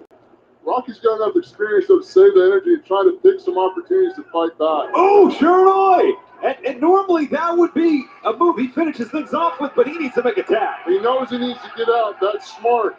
Sometimes you got to know discretion, part of valor, that whole saying.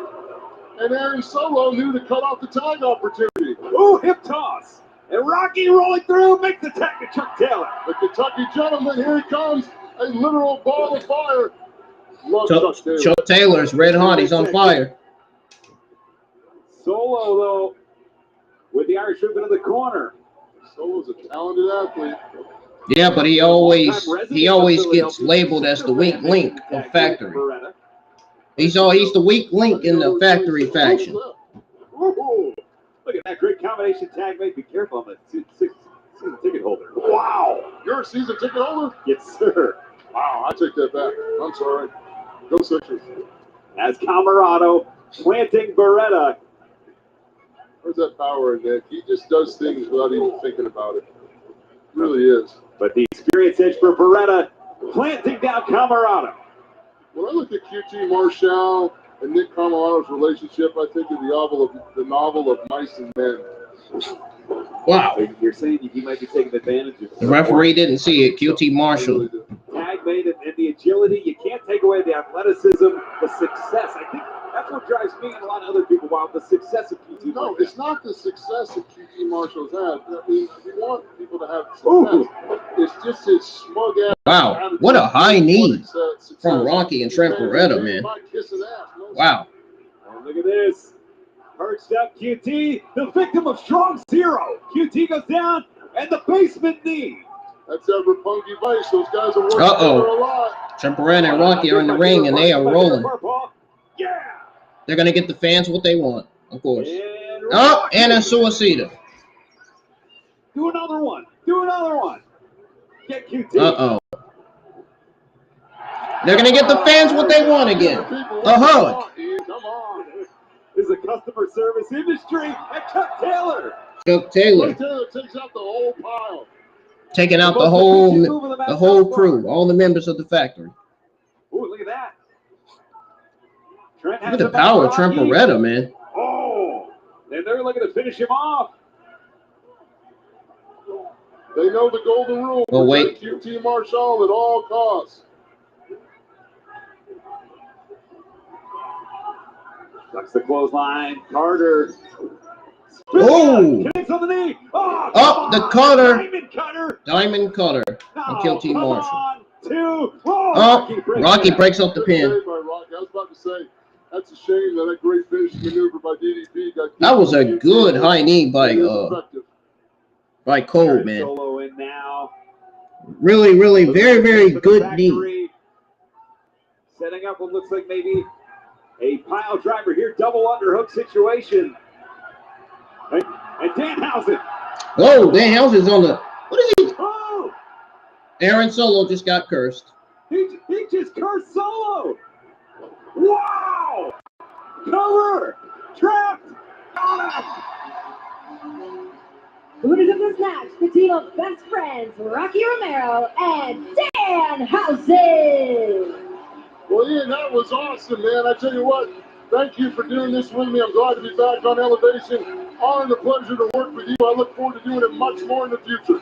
Thank you so much, Paul. The pleasure's mine. And check out more AEW where it all began in Washington, D.C. this Wednesday, TBS 8 p.m.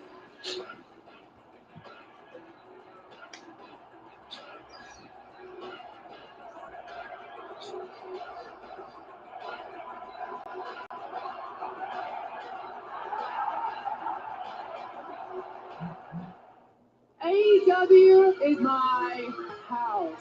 Wednesday.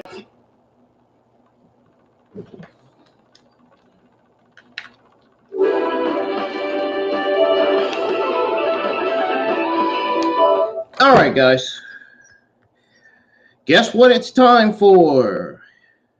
It is time for me to give you guys your WWE AEW Tuesday afternoon news.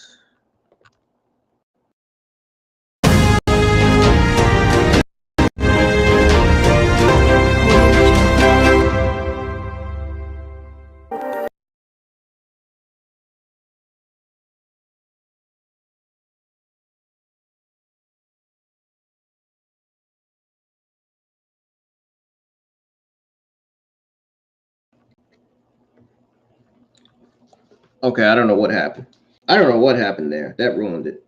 The network connection just ruined what I was trying to do. I'm not kidding. The network connection just went down. Why? Why? I don't know. But that was not good. Can nobody see or hear me, man? I don't know why the connection network went down, man. I don't understand it. I don't get it. I don't know why the connection.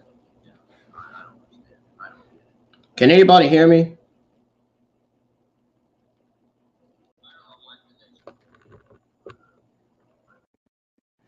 Can anybody?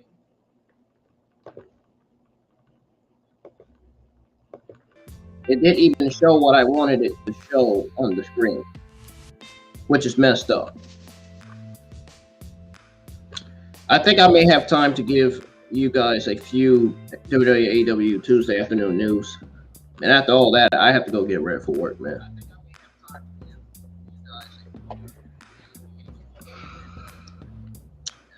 I don't know what that was about, man. I don't know why it didn't show on the screen. I don't know what's going on there. It seems like, to me, like somebody is hacking in my Restream account or something, man. Because why would my WWE AEW News intro not show on the screen? What's going on? I don't get it.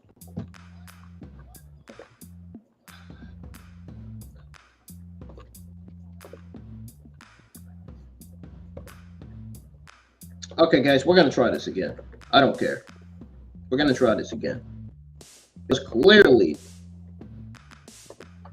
the thing's freaking blind. Clearly the video's it's not working. It's not operating right. I don't know what Restream did, but they did something. Or the network connection something. All right, guys. Here it is. It's back up on the screen. Guys, it is time for me. It's actually time for me to give you guys your WWE AEW afternoon news that you all have been wanting to hear, that you all have been wanting to listen to. Here we go.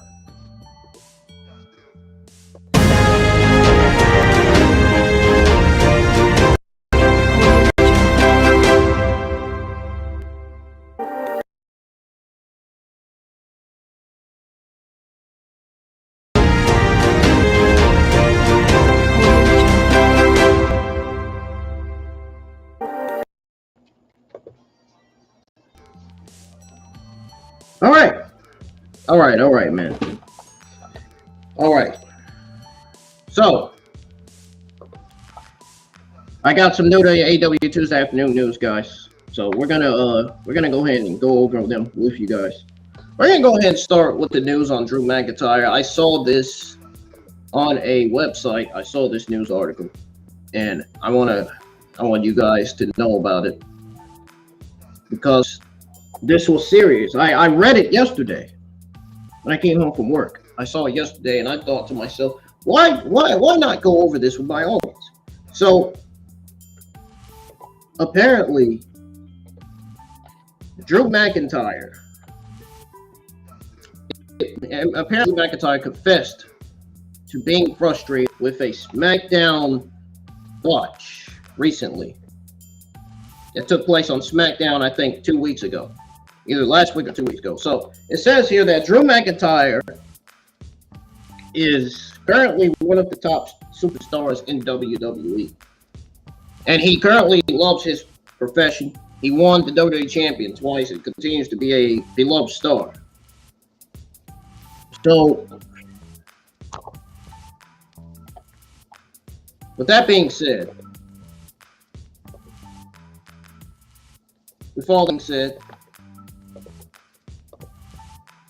he also gets sometimes frustrated for a good reason.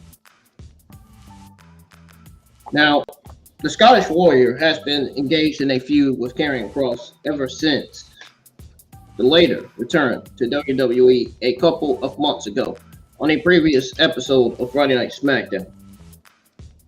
McIntyre was confronted by Kross and Scarlett, and that resulted in quite a melee. It also included a botched fire paper spot while speaking with my San Antonio. Drew McIntyre admitted that the fire paper botch was frustrating. So this is what he had to say to my San Antonio. Yes, those are new. Those are wrestling sources. So it says here, and I quote, "It is frustrating when it is something that should be ready to go on a live television show, but at the same time, it is a live television show, and it is not my first day. So I know things don't always go like they are supposed to go. Hence, why I didn't fall down and hold my face, because I don't trust anything after 20 years in wrestling. I just reacted until I knew everything is fine. Everything is okay." Then he went on to say, then someone got the clue.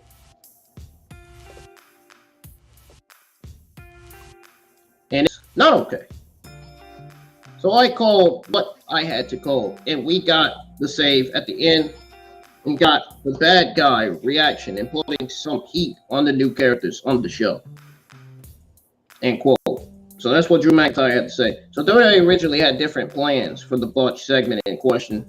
So I guess we'll have to see how Drew McIntyre and Karrion Kross feud will develop in the coming weeks. Moving on to Brock Lesnar, we got news on him. I'm trying to make this quick so I can get out of here and get ready to go to work. So, where is it? Come on, where is it? Pull it. I got all day for this. There it is. Okay. So apparently, Brock Lesnar's next opponent will possibly be a huge, major surprise. So, Brock Lesnar remains one of the most highly anticipated WWE superstars of all time. He has seen a ton of success, both inside and outside WWE. His next WWE opponent could be a huge surprise as well. The Beast Incarnate challenged Roman Reigns for his titles at WWE SummerSlam. And folks, don't be afraid to comment in the live chat. Don't be afraid to communicate with each other. You could be doing that if you want. Despite his best efforts, he was unable to defeat Roman Reigns. He has been absent from WWE television since then. While speaking on Wrestling Observer Radio, Dave Meltzer noted that Brock Lesnar's next opponent could be none other than UFC legend Daniel Cormier. So it says here, and I quote, "His name has been mentioned many times as potentially being a commentator on SmackDown. Fox loves him from when he did the UFCs, but he's with ESPN, so it becomes kind of tricky. Although you could get that done, but they have McAfee, and McAfee's their guy. I think they see McAfee as a bigger celebrity than Cormier. Danny Cormier will serve as the special guest referee for the fight pit match between Rollins and Matt Riddle that will take place at Extreme Rules on October the 8th. My Extreme Rules watch along has been long scheduled. It's still on there, so if you guys go over there and give it a thumbs up, I really appreciate it. And show your support for my watch alongs and reviews always. Continue to show your support for me in any way possible. In the best ways you can. Now, I guess we'll have to see how he will end up facing off against Brock Lesnar as well or not. So, are you guys excited for Brock Lesnar's return? Sound off in the live chats, please. I really appreciate it. Or you can even comment in the rectangle box in the description below when the stream ends. It's gonna let you comment. So, moving on to this news on Bandino that I saw that I overmissed. But also we got some news on WWE already loading White Rabbit merchandise. But we're gonna go over the news on Bandino first. So apparently WWE wanted Bandino's phone number before his AEW Dynamite match was finished. So Bandino impressed people throughout his career, and it's one of the reasons why AEW had him compete against Chris Jericho on Dynamite last week. I don't know why he had that mask on his nose, knowing his nose was bleeding, man. Seems like that mask would make anybody's nose bleed. he had a solid match against Chris Jericho in the main event. Despite his loss, Bandito certainly made some fans. He made sure fans realized his worth. Former Ring of Honor World Champion has already become a desirable talent after his performance as well. While speaking on Wrestling Observer Radio, Brian Alvarez revealed that the former PWG World Champion's performance was so amazing that WWE asked to get his number with him before his Dynamite debut was even finished. Bandito was already offered an AEW contract right after his match on Dynamite. Bandito is impressive as a star, and those who watched his bout with Chris Jericho can confirm that he is one of the most talented superstars to join the wrestling business. So we'll have to end up joining AEW or not.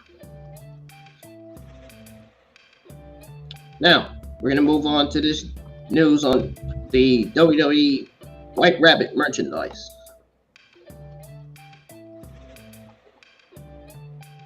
So as you all know, WWE has been getting creative with their teases as of late. The company dropped a White Rabbit QR tease during Monday Night Raw last Monday. The QR tease took place on SmackDown as well. Yes, it did. It took place on SmackDown.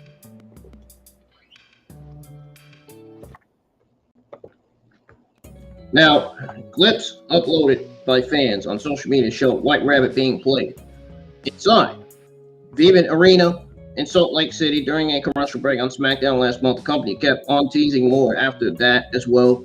Many continue to speculate that it could be Bray Wyatt. Dave Meltzer on Wrestling Observer Radio stated that WWE is seeing big gains from this mysterious White Rabbit because WWE is already selling a lot of White Rabbit merchandise. He'll sell merch. They are already selling White Rabbit merch at the shows, and they're selling really big. That's what it says. And then it says, it continues to say, in quote, so from a merch standpoint, he'll be really big. And I quote. End quote. That's what I'm trying to say. The WWE has been tight-lipped when it comes to the mystery of White Rabbit. So I guess we'll have to see whether it really is about Bray Wyatt or not in the end. At this point, the White Rabbit continues to invite a lot of discussions. Do you guys think it's Bray Wyatt? Let me know. I want to know your thoughts on this story, please. Every time I ask, every time I say I want to know your thoughts on the story, nobody says anything in the live chat, which I hate that. I want people to start commenting in the live chat, to start talking in the chat instead of just watching. Don't just watch, comment too in the live chat. It's what I want. I need some answers from you guys. Why do you think I give out these during AEW news every week?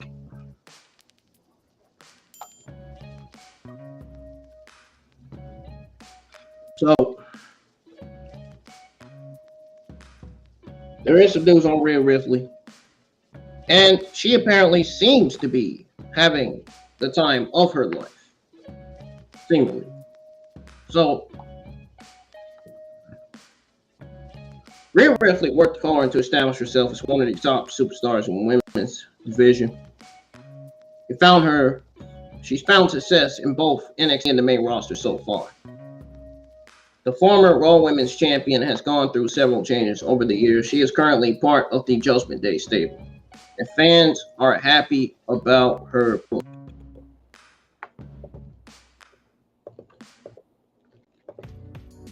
Now, while speaking to Sports Bible Australia, Rhea Ripley talked about her current role in WWE. The Eradicator made it clear that she is currently having the time of her life in WWE. So it says here, and I quote, I'm having the time of my life. And I think that TV as I'm generally really having fun. Everything that I'm doing comes so naturally to me because it's just how I would react to things. End quote. That's what she said. Rhea Ripley is currently feuding with Rey Mysterio and is part of the Judgment Day. So we'll have to see how she'll be booked in the coming weeks. Do you guys like Rhea Ripley? Sound off in the live chat below. Every time I say that, I don't get no comments. I don't know why. It's very, very rare that I don't get comments from anybody. It's weird. I would love to. I mean, that would be appreciated if it helps the channel. I mean, but there is some possible plans for Charlotte Flair's WWE return. So, Charlotte Flair has been out of action for a while, and fans have expected her return a few times. It seems that day is coming sooner than later. Flair hasn't been seen since she lost an I Quit match to Ronda Rousey at WrestleMania Backlash. It seems her absence since the May Premium Live event will end soon because the company is plugging her. The Queen appeared during WWE's Most Extreme Moments Countdown special on Fox. She was asked about her next move in WWE, and she had a very interesting reply. It seems that she has her eye on Bianca Belair.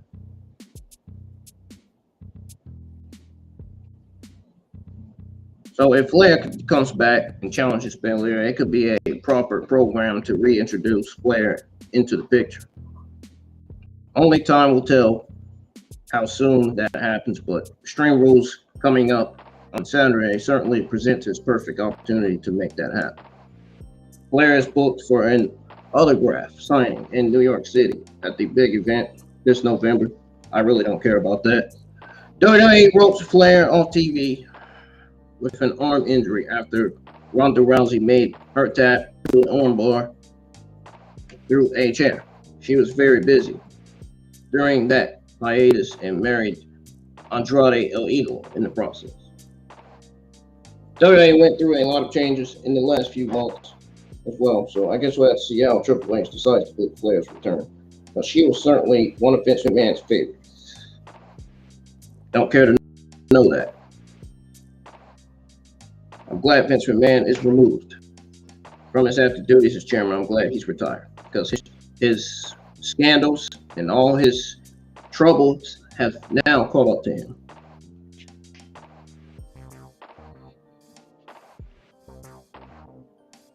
So there's some news on Tony Khan. Now we move on from the WWE news to the AEW news now.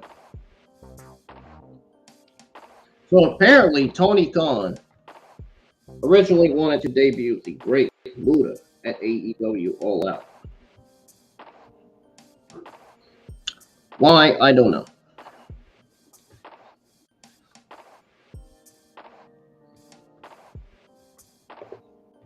Maybe I'll find that real quick. Give me some time here. There it is. I'm gonna change the music. I don't like this music, man. I don't like this music.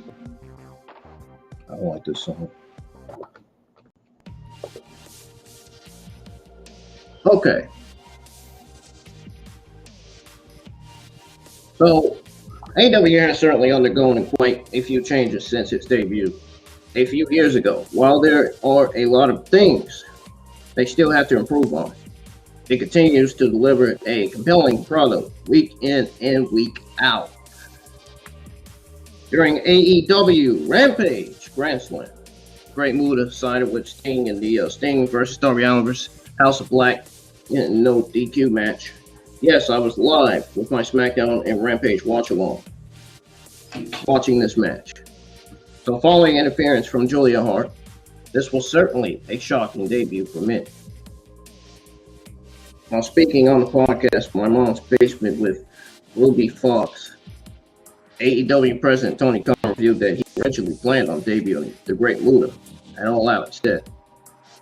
It says here, like, well, Great Muta, we've been talking about it for a long time, and it was funny because Monks brought it up in the press conference, and we were already talking about it. And I was like, they're with New Japan. So I was kind of like, I don't know if this is the best time, John. And we were already working on it. Khan laughed and then went on and said, but yeah, the timing was very good. I originally wanted to get Muta for All Out, and he was not available, and then it just seemed like a great idea for Grand Slam. End quote. Muta, who wrestles as Keiji Muto in Japan, has been in the wrestling business for more than 35 years. He wrestled for WCW in New Japan Pro Wrestling in AJPW, Wrestle 1, TNA, and DDP Pro Wrestling. And he currently wrestles for Pro Wrestling Noah. He will have his special retirement next year, where he will team up with Sting. So I guess we'll have to see how the match will turn out to be. It felt funny. I don't know what's wrong with it. So there's some news on Dan Lambert. There's some news on why Dan Lambert left AEW. And he also explains it in the process. So Dan Lambert made his AEW debut American Top last year before becoming the mouthpiece for AEW stars Scorpio Sky and Ethan Page. Many regarded his skills as one of the best in the company. He was also part of some future feuds against the likes of Darby Allin and Sting, as well as the Inner Circle. However, he eventually ended up leaving the company earlier this year. While speaking with Chris Van Valen, Dan Lambert discussed his decision to pretty much wind down from his on-screen appearances. It came down to him feeling his character had gotten stalled. So this is what he had to say, folks. It says here, and I quote, "Not now." Lambert said he's not currently working with AEW.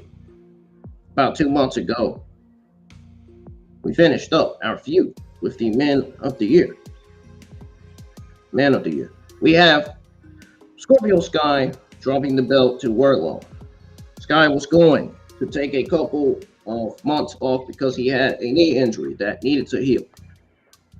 Page was being repackaged so he could do what he is doing right now, be firm and with MJF.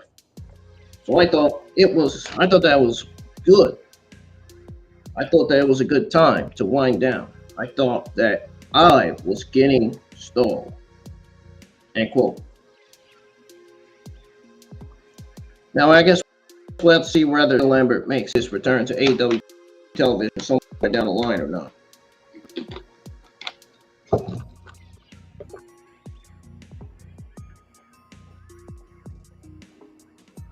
All right, moving on to the next news on the AEW Rampage viewership.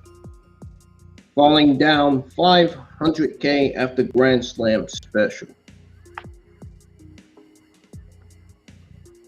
I don't know why the viewership dropped.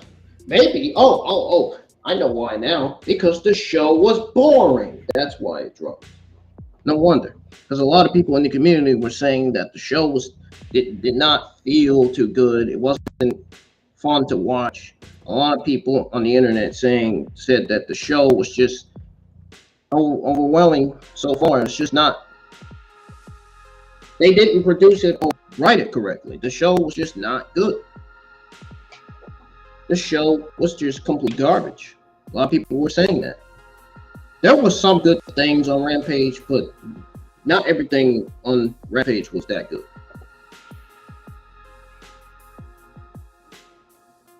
I'm talking about the Rampage after the Grand Slam special. Yeah, that Rampage wasn't really that good. It really wasn't. That Jungle Boy versus Rey Fenix match, that match was a banger, man. Eddie Kingston versus Sammy Guevara wasn't too bad. But the rest of the matches, they weren't really good to watch. They were just boring. They really were.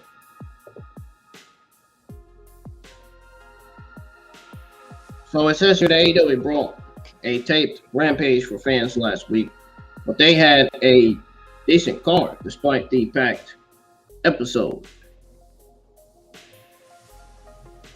they still had to deal with a Friday night at 10 o'clock p.m. time slot.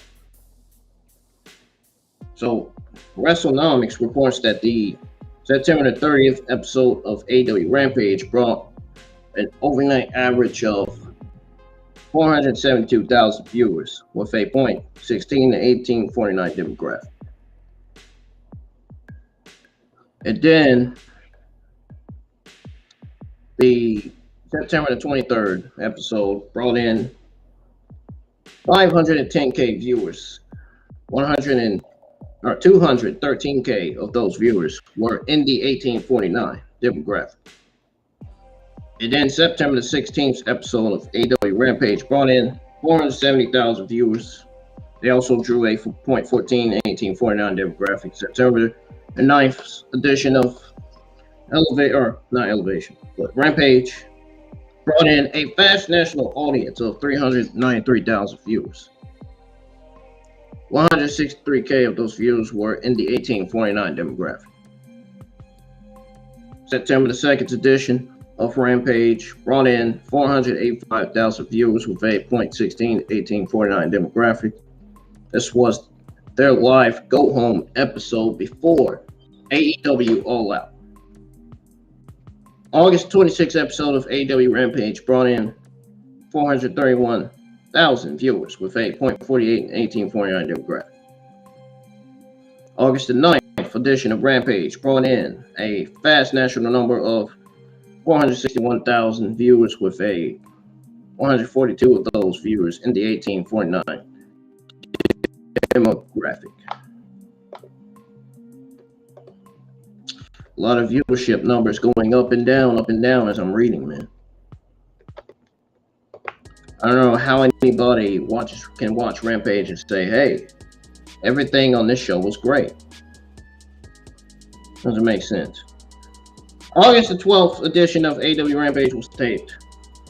They brought in a viewership of 528,000 with a .17 to 1849 demographic.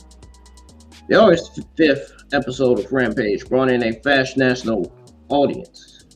A national audience of 431,000 with a 179K of those in the COVID 1849 demographic.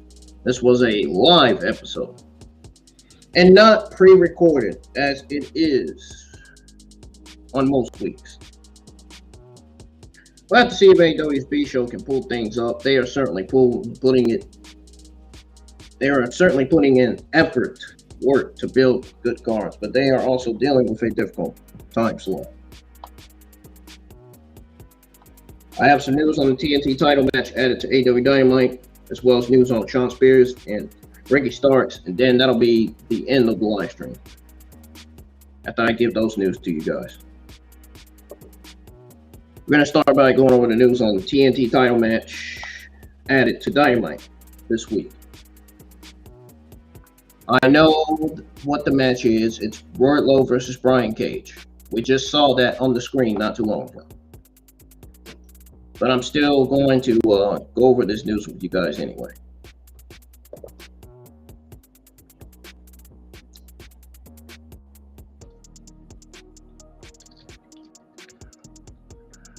Let's see if I can. There it is. Okay, so there was a TNT title match added to this week's episode of Dynamite. AEW will return to Washington, D.C. to celebrate 3 years of Dynamite on TV. The company has already announced a stacked card for Wednesday. It's going to be a really, really great show. And I cannot wait to be live for my Dynamite watch-along tonight for that show. The lineup just got a lot better with the inclusion of a huge title match. Icon announced on Monday that TNT champion Wardlow will defend his title in an open challenge against Ring of Honor's Brian Cage. So this is what Tony Khan tweeted out. He said, and I quote, "This Wednesday, October the 5th, Wednesday night, AEW Dynamite 3-year anniversary show live on TBS Network. 8 p.m. Eastern Time, 7 p.m. Central Time. TNT Championship Open Challenge. Mr. Mayhem That's what it says. Hashtag mayhem. Wardlow versus the Machine, Brian Cage. See you all on Wednesday night to celebrate 3 great years of AEW Dynamite. End quote. Mr. Mayhem has previously issued an open challenge for his title. Wardlow asked someone remotely close to my level to step up.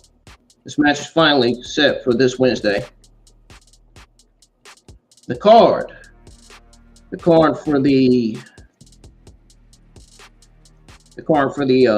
for this week's episode of Dynamite, their 3-year anniversary, we have Wardlow versus Brian Cage for the TNT Championship.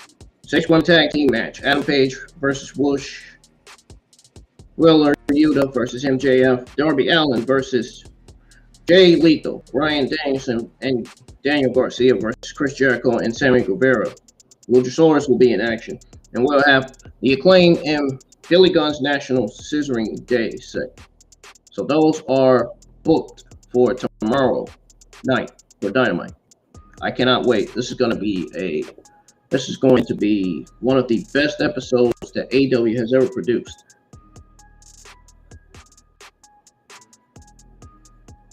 Now we go on to the news on Shawn Spears. So apparently Andrade is not the only one that's asking for his release.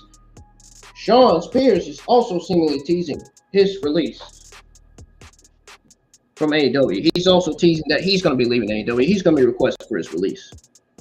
Tony Khan's going to shut it down because Tony Khan made it clear that nobody's getting their release from AEW. Andrade El Idolo has been teasing that he is quitting AEW, as was seen over the weekend. We know that. I just said that. Given that Tony Khan has declared that he is not issuing releases, yes, just said that not too long ago, that appears to be more of an angle than a true departure. Another AEW celebrity has hinted that he's leaving. A goodbye GIF that Shawn Spears shared on Twitter was later removed, apart from the deleted post. There is no further evidence that Shawn Spears is departing. Sammy Guevara tweeted shortly after that, making a reference to the encrypted GIF. It says here, and I quote, "You are a jobber, a favor hire, be grateful, BICTH. Guevara's tweet may indicate that this is simply the beginning of an angle to set up a match. Spears joined the organization in 2019, but this year in particular, he hasn't shown on Dynamite very often. He last competed in a match of wrestling on the episode of May 25th against Wardlow. If Spears is leaving, it may be due to the fact that his contract expired and no new arrangement could be reached."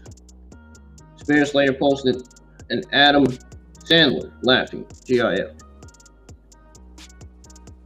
What do you guys think of this story? Let me know.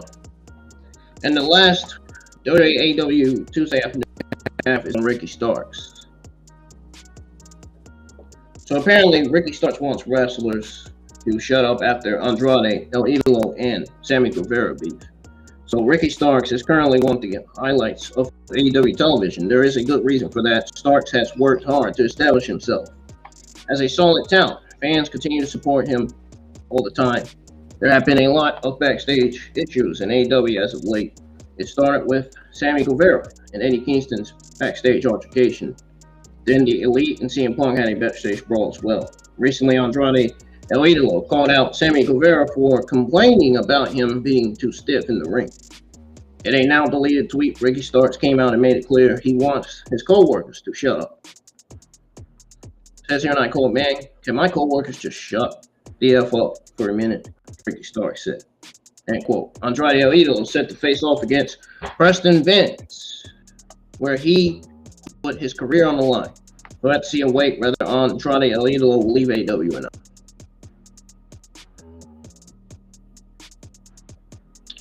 And that is going to do it for your AEW 2 news, guys. Thank you guys for watching. Thank you guys for coming in to join for AEW Dark Elevation episode 83. I'm getting the heck out of here. I will see you guys in the live chat for AEW Dynamite tomorrow night. for tomorrow night. Peace. I'm getting out of here. See you guys tonight for Dynamite. And most importantly, stay safe.